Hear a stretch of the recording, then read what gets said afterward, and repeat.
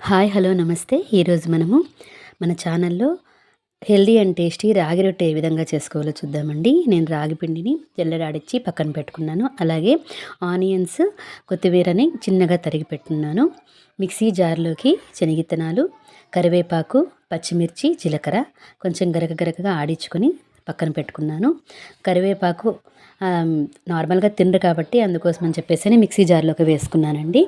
కొద్దిగా ఉప్పు, అలాగే నూనె కొంచెం వేసుకొని కాంచి చల్లార్చిన నీటిని మనం కొంచెం మెత్తగా కలుపుకొనేసి పక్కన పెట్టుకోవాలా. 15 మినిట్స్ వరకు నాననిచ్చినట్లయితే మనకి టేస్టీగా వస్తుందండి.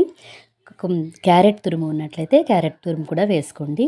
నేనైతే డైరెక్ట్ పెనం పైన తట్టేస్తున్నానండి.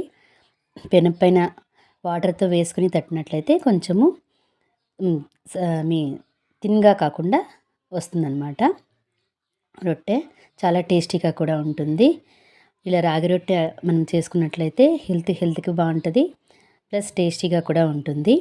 ఇలా మనం రెండు సైడ్లు కాల్చుకొని నేనైతే పప్పు, చిట్లం పొడి ఆల్మోస్ట్ రెడీగా ఉంటుంది కాబట్టి చిట్లం పొడి రాగి రొట్టె పైన నెయ్యి వేసుకొని తింటే చాలా అంటే చాలా టేస్టీగా ఉంటుంది, ప్లస్ హెల్త్కి చాలా మంచిది.